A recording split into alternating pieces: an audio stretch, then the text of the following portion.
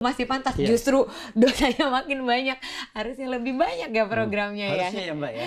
Ya, kami mengekspos itu bukan untuk cari-cari perkara tadi ya. Gen Z itu lebih ingin bekerja di tempat yang punya tanggung jawab baik sosial maupun lingkungan. Halo sahabat Kompas.com, selamat datang di program Punggawa Lestari. Di samping saya ini sudah hadir salah satu narasumber kita, Mbak Nadia Andayani. Beliau ini adalah strategi director dari Impacting Indonesia. Bagi saya ya, yang dulu saya orang lama ya, ya old school gitu ya, itu nggak ada dalam kurikulum Mbak. Bagaimana perusahaan-perusahaan, ada ya yang bergerak khusus spesifik itu membahas tentang sustainability. Ya. Nah ini khusus lagi membantu mengkomunikasikan. Seperti apa sih Mbak di Impacting Indonesia itu? Core bisnisnya itu gimana? Jadi gini Mas, Impacting Indonesia itu sebenarnya adalah sebuah konsultan komunikasi yang membantu klien untuk seperti tadi Mas Amir bilang, mengkomunikasikan praktik-praktik keberlanjutan yang mereka lakukan. Tapi mungkin agak beda kalau Mas Amir kan dari sisi media ya. Kalau kami di Impacting itu kita bisa berkomunikasi dengan siapa aja.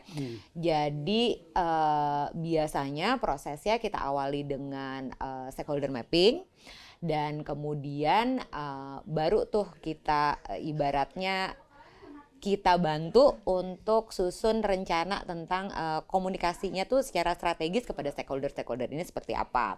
Jadi kadang-kadang kita butuh bantuan Mas Amir nih dari sisi media ketika yang stakeholder yang mau diajak ngomong tuh lebih ke publik secara luas. Tapi kadang-kadang yang lebih kita butuhin justru komunikasi yang bentuknya report karena fokus komunikasinya ke pemegang sahamnya gitu. Jadi ya kurang lebih seperti itu sih Mas yang kita bantu. Termasuk di dalamnya misalnya membantu kalau misalnya saya punya perusahaan gitu ya, terus saya lagi berkonflik dengan warga gitu, bisa dibantu bisa. Oke. Iya, jadi nggak melulu lewat sosial media atau lewat media, tapi kadang-kadang ada ibaratnya ya interpersonal communication yang bertemu tatap muka langsung, diskusi bareng-bareng rembukan. Jadi ya seperti itu komunikasinya. Berarti di dalamnya juga bagaimana menyusun strategi pendekatan yang baik gitu ya. Betul. Kemudian nantinya bagaimana biar pendekatan dan proyek hubungan dengan masyarakat itu juga bisa dipertahankan dalam jangka waktu yang panjang gitu ya. Nah, kalau di Impacting Mbak, bagaimana Impacting itu memberi saran kepada perusahaan? Apakah misalnya melalui sebuah mekanisme konsultasi yang intensif, ataukah hanya approval saja apa yang dilakukan, inisiatif yang dilakukan oleh si perusahaan, kemudian ini oke nih, silakan jalan gitu. Kalau misalnya terkait dengan keberlanjutan, berdasarkan pengalaman saya sih, ibaratnya visi misi dan niatannya nih harus dari atas banget nih. Dia ada komitmen nggak sih untuk sustainability? Perusahaannya dulu ya? Perusahaannya dulu dan dari top manajemennya, entah ownernya, entah C-levelnya gitu ya, yang kita punya komitmen nggak sih gitu. Seringkali seperti itu. Kalau misalnya dia punya komitmen buat program apa segala macam, kita ingin memperbaiki hubungan dengan warga lokal, baru tuh bisa kejadian gitu. Tapi ya kita kemudian setelah itu prosesnya adalah kita tajamkan dengan riset. Jadi ya entah kita interview stakeholder terkait, kita buatin workshop untuk diskusi gitu sih Mas. Sebenarnya siapa saja sih yang menjadi sekarang ini ya di ESG itu yang menjadi stakeholder dari perusahaan itu apa saja? Siapa aja gitu ya? Sebenarnya ini akan lumayan tergantung dengan perusahaannya bergerak di industri apa. Tapi kita kasih contoh perusahaan minyak deh ya. Nah, misalnya kalau perusahaan minyak nih biasanya warga lokal itu matters. Dia kan merasa kayak perusahaan ini beroperasi di daerah gue gitu ya. Ya, Mengambil sesuatu, terus kita sebagai warlocknya nih ngapain ya, gitu kan ya. ya. Nah, iya itu jadi itu salah satu stakeholder pentingnya karena biasanya ketika mereka tidak diajak komunikasi, nggak dijalin gitu hubungannya biasanya suka buat rusuh tuh entah demo, entah apalah. Jadi sebenarnya cuma lumayan nyusahin juga buat perusahaannya. Tapi di luar itu tuh ada kadang-kadang NGO Oke. lingkungan apa segala macam karena kan ya industri ekstraktif kan dampak lingkungannya lumayan tinggi gitu. Di luar itu pemerintah daerah, media juga. Oke. Iya karena kan Banyak ya ternyata ya. Oke. banyak. Jadi multiple strategi sih. Ketika misalnya ya terjadi ini ya konflik gitu ya, entah dengan stakeholder yang mana misalnya, bisa terkait dengan warga lokal tadi, oh pemerintah juga ya Mbak ya, pemerintah juga misalnya, kalau ada terjadi konflik ini, bagaimana menjembatani mereka biar apa dia bergerak dalam konteks sustainable dan dalam ESG yang bertanggung jawab gitu. Mungkin ketika ada konflik kalau dari strategi komunikasi kan kalau udah konflik kan pendekatannya akan lebih crisis communication ya. Tapi sebenarnya prinsip dasarnya dulu adalah kalau misalnya kita ngomongin keberlanjutan, transparansinya dulu.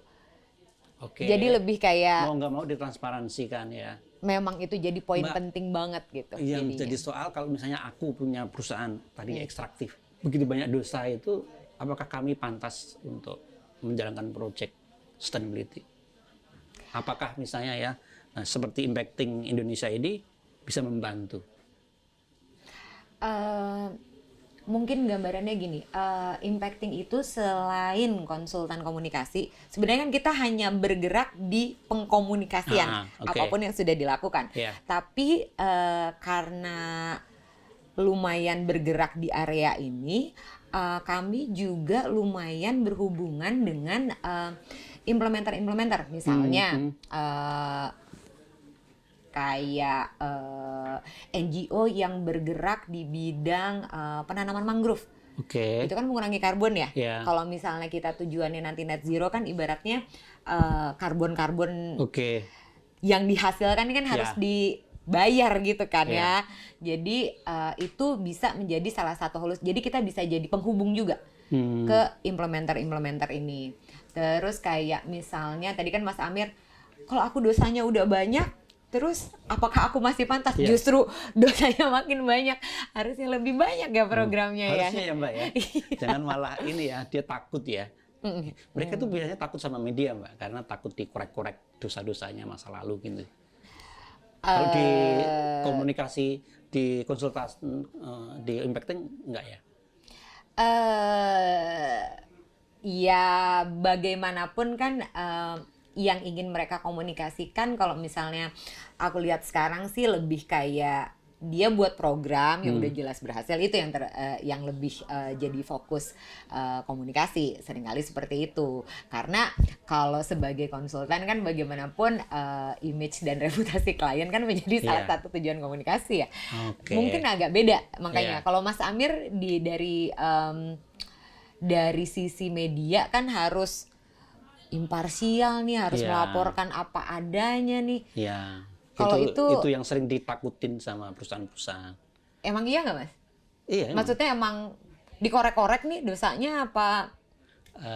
Jadi untuk kita misalnya melaporkan satu perusahaan gitu ya, kalau memang ada demo warga, pasti kita akan cari duduk perkaranya tuh. Warga itu protes karena apa? Oh pencemaran, pencemarannya di mana? Nah itu pasti dikejar itu memang. Oh jadi dari berbagai sisi Iya. nih, dari warganya, Iya apa betul. segala macam. Jadi itu kalau misalnya faktanya tak terbantahkan dan itu bisa diverifikasi dan divalidasi dan itu menjadi problem masyarakat, itu harus diatasi. Ya, kami mengekspos itu bukan untuk cari-cari perkara tadi ya. Tadi bagaimana mendorong perusahaan-perusahaan itu lebih bertanggung jawab. Kan perusahaan itu nggak cuma cuan doang kan, harusnya kan. Dia harus peduli sama ekonomi, selain ekonomi ya, dia peduli pada sosial dan lingkungan, kan ESG kan. Nah, kalau nggak seperti itu ya mau nggak mau memang kita akan push entah lewat pemerintah, lewat aparat, kalau sudah menjadi kasus hukum lewat aparat yang berwenang di bidangnya kayak gitu. Pencemaran itu kan juga pidana kalau misalnya pencemarannya itu yang impact-nya luar biasa bagi masyarakat sekitar ya. Itu memang ya kami media memahami beberapa perusahaan itu takut berrelasi Ibaratnya dengan membuka kita, diri gitu. terutama yang ekstraktif tadi. Tapi kalau di impact enggak ya mereka ya? Kalau di impacting, kalau menurutku sih lebih karena industri ekstraktif itu yang paling ditekan. Jadi ada kewajiban untuk komunikasi. Oke. Paling ditekan di sini maksudnya dari regulasi ya. Ada ketentuan dari Kementerian Lingkungan Hidup untuk laporan Prosper, ada sustainability report, terus ada lagi mereka lebih banyak lah pokoknya ibaratnya ketentuan-ketentuan untuk ibaratnya lebih transparan tentang dampak-dampak yang mereka akibatkan dari operasional mereka sih. Tapi gini, mungkin saya luruskan juga biar kalau perusahaan itu bertanggung jawab pada setidaknya pada lingkungan sekitar, termasuk impact terhadap warga, itu sebenarnya jangan takut ngomong ke media atau bertemu dengan media. Karena justru itu bisa membalikkan segalanya. Tadi kan Mbak Nadia bilang soal transparansi. Sebenarnya kalau mereka punya kesulitan dan transparan, media itu bisa memahami dan bisa membantu. Oh, problem ini ternyata terkait dengan instalasi yang bla bla bla bla, misalnya yang itu belum bisa direalisasikan karena ada kendala bla bla bla. Nah, itu sebenarnya kami bisa memahami dan bisa jadi dalam konteks tertentu bisa mendorong pemerintah atau stakeholder lain untuk bisa mempercepat proses tadi ya, biar lebih ini ya, impact-nya itu teratasi. Karena media sendiri menyadari Mbak bahwa perubahan sosial itu tak akan terjadi jika tidak ada pertumbuhan ekonomi juga kan. Nah, jadi menurut saya jangan takut ke media. Bahkan di banyak studi bahwa ketika perusahaan-perusahaan itu mampu mengkomunikasikan apa yang sedang dilakukannya, terutama kalau dia punya proyek-proyek ESG gitu ya, itu kalau dilaporkan melalui media massa, impact-nya itu akan lebih bagus, membangun reputasi, terus kemudian bisa menjadi transparansi terhadap warga sekitar juga. Oh, ternyata dia sudah melakukan ini. Dan yang paling penting itu kalau terkait dengan customer ya, misalnya calon customer atau calon customer atau calon pembeli misalnya kalau dia memproduksi sesuatu itu paham, oh perusahaan yang ini itu ternyata sudah bertanggung jawab, misalnya dilakukan dengan secara hati-hati, melibatkan warga lokal, energinya ramah lingkungan, kemudian emisinya sangat minimal kayak gitu. Itu malah menjadi ini semacam modal dasar dia untuk bisa compete dengan kompetitor dan bahkan bisa ini brandnya bagus. Ini Mbak Nadia ini pemegang sertifikat GRI. Kepanjangannya saya juga lupa. Apa itu Mbak? Silahkan dijelaskan. GRI itu Global Reporting Initiative dan itu tuh sebenarnya salah satu standarisasi dalam pembuatan laporan berkelanjutan atau sustainability report. Jadi yang misalnya suatu perusahaan sudah melakukan tadi ya proyek-proyek sustainability tadi itu harus dilaporkan dalam bentuk tadi ya sustainability report ya, dan itu punya prinsip-prinsip prinsip-prinsip aturan yang lumayan sangat kaku sebenarnya, lebih kayak borang gitu loh, borang daftar isian dokumen yang harus disubmit apa segala macam, tapi ya tujuan utamanya adalah transparansi bagaimana sebuah perusahaan itu menjalankan operasionalnya dan dampak lingkungan maupun dampak sosial yang diakibatkan. Dan ketika kita ngomongin dampak sosial gitu misalnya, sustainability itu mencakup justru target utama dari dampak sosial sebuah perusahaan adalah karyawan loh Mas. Oh. Jadi kesejahteraan nggak jauh-jauh justru dari karyawan. yang paling kecil, karyawan. Jadi kalau ibaratnya kita baca sustainability report gitu ya, kita lagi nyari kerja gitu ya, cari nih yang program untuk karyawannya tuh dipikirin gitu. Ada ya itu di dalam itu. Ada. Kalau dia ngikutin GRI tadi ya, pedoman itu ya. Ya, jadi itu salah satu komponen penting malah jadi Kesejahteraan karyawan. karyawan itu ya. Kan kayak misalnya kalau aku perempuan ya, mungkin yang jadi pertimbangan buat aku adalah hal-hal yang ya karyawan ini mikirin nggak sih, misalnya hak menstruasi gitu, cuti menstruasi atau cuti hamilnya kayak gimana nih gitu.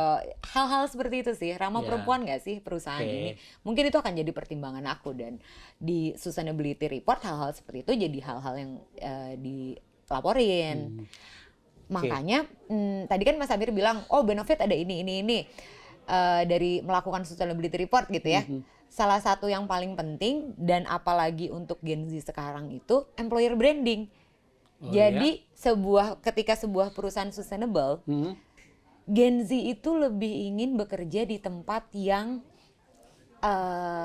punya tanggung jawab baik sosial maupun lingkungan. Jadi dia tuh bukan sekedar nyari duit, kan lebih idealis ya kalau Gen Z ke bawah itu ya. Kalau dia punya itu ya sustainability report tadi ya. Jadi kan kelihatan gitu kan. Orang pihak luar juga tahu gitu ya. Kalau misalnya saya mau posisinya adalah pencari kerja gitu, untuk mencari hal-hal yang ideal buat saya nantinya. Itu di mana, di bagian apa tuh saya harus temukan itu? Nah, ini mungkin pekerjaan yang dilakukan impacting tuh sebenarnya lebih di sini nih Mas. Jadi sustainability report itu adalah sebuah dokumen yang biasanya isinya ratusan halaman. Ketika kita ngomongin, kan Indonesia darurat membaca ya Mas. Jadi kan tentu harus akan sulit. Media. Betul. Jadi untuk mencernanya. Betul. Jadi memang kalau buat wartawan gitu ya, kayak Mas Amir memang PR-nya baca dokumen ratusan halaman itu, dirangkum jadi artikel-artikel pendek yang mudah dikonsumsi publik gitu kan ya. Tapi kayak kalau misalnya aku tuh salah satu contohnya ya, bagaimana memudahkan sustainability report itu dibaca oleh stakeholdernya, biasanya kita potong-potong tuh Mas. Jadi kayak misalnya jadi konten sosial media. Di Instagram. Juga? Oh ya, iya. Terus kayak misalnya di website itu di bagian sustainability report tuh kita tambahin AI yang untuk summarize PDF gitu loh Mas. Jadi udah ada pointersnya. Ya. Iya, karena kupikir cuman report saja. Ya itu report beneran gak ada yang baca Mas kayaknya. Jadi dikomunikasikan ya, ini bagian dari komunikasinya ya? Betul, disimplify, dibuat kecil-kecil. Jadi setelah gitu. jadi satu buku misalnya 200 halaman, itu kemudian dikomunikasikan dalam bentuk tadi ya, yang mudah dikonsumsi oleh audiens gitu ya. Terus terang kalau di jurnalis sendiri ya, kami juga tidak terbiasa untuk mengkonsumsi sustainability report terus kemudian dibuat berita gitu ya. Biasanya kami mendatangin perusahaan tersebut, Substita itu programnya apa gitu. Nah, kalau misalnya saya wartawan gitu ya, mau lihat sustainability report, pengen bagian-bagian yang menarik itu di mana? Biar cepat tuh, daripada membuka halaman 1 sampai 200 kan capek itu. Iya betul. Untungnya di belakangnya pasti ada indeksnya. Oke. Jadi udah ada tabel yang ibaratnya merangkum hal-hal apa. Tapi kalau misalnya buat media nih, yang aku kebayangnya kan yang lebih menarik untuk punya news value gitu ya, lebih kayak misalnya karena kita Indonesia lagi fokus ke net zero, lebih ke lingkungan lah, carbon trading apa segala macam. Itu biasanya di GRI itu udah ada poinnya tuh. Jadi kita tinggal cari aja bahwa misalnya penggunaan air, terus kalau enggak karbon yang dihasilkan, itu udah gampang banget sih Mas. Begitu ngelihat si tabel di halaman akhir biasanya kalau pakai GRI standar. Nah, orang mengenal sustainability report itu kan kalau orang-orang yang sudah bergerak di bidang itu tahu ngambilnya dari mana. Kalau misalnya dia awam, itu kemana dia mendapatkan dokumen itu?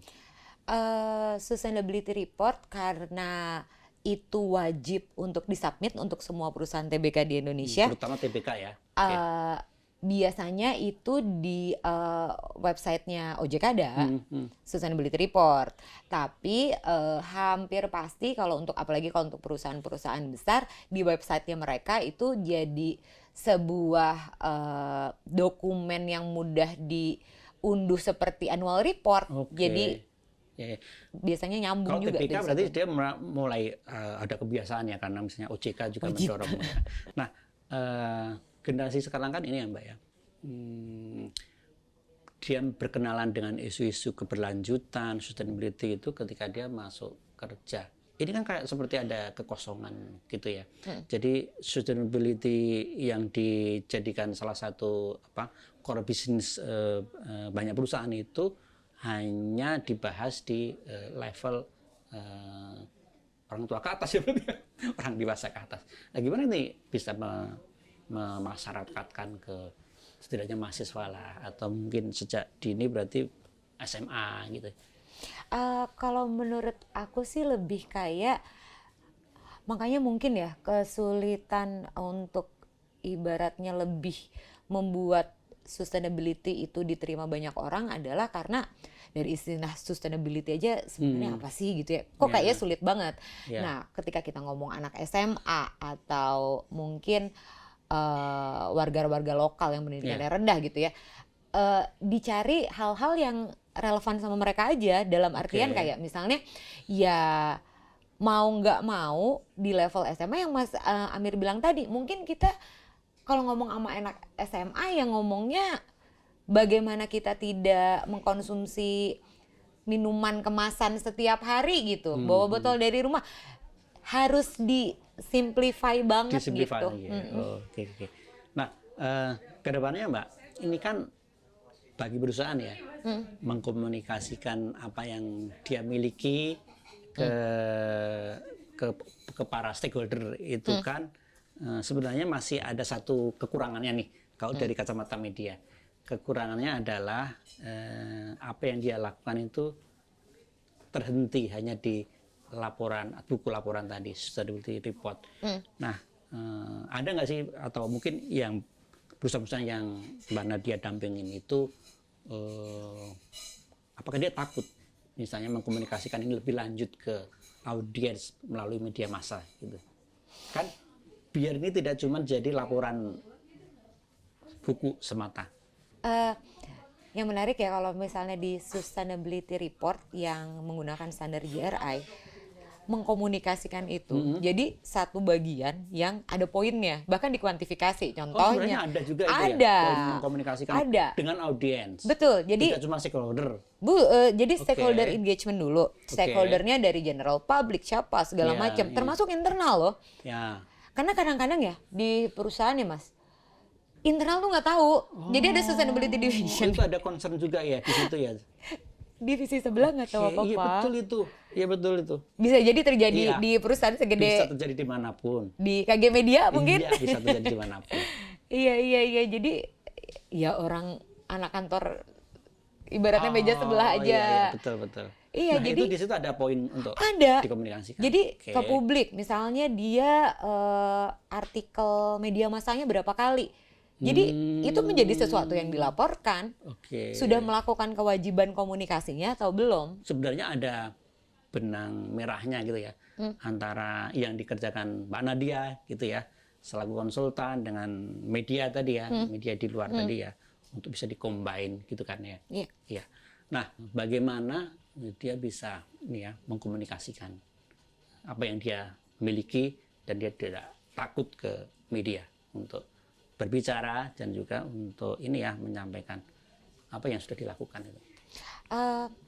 Mungkin kalau dari aku pesannya adalah jangan berharap langsung muluk-muluk, jujur aja, transparan aja. Misalnya belum sampai di sana, ya udah, ini keadaan kita sekarang, kita berniat memperbaikinya, tapi ya nggak usah pura-pura sustainable padahal enggak gitu. Itu juga dari sisi media juga akan jauh lebih suportif ya. Gitu sih Mas, jadi lebih jangan jauhi greenwashing lah. Ya. Gitu. Dan mungkin peranan media, aku sangat mengharapkan nih dari Mas Amir dan teman-teman semua supaya ya media melakukan fungsinya gitu. Oke, tadi kita sudah dengarkan cerita dari Mbak Nadia. Yang bisa saya garis bawahi kali ini adalah jangan takut untuk memulai sesuatu yang ingin kita berbagi transparansi, kita ingin berbagi impact sosial, ekonomi, dan juga lingkungan pada sekitar kita. Kita akan berjumpa dalam program Bugawa Lestari di episode selanjutnya.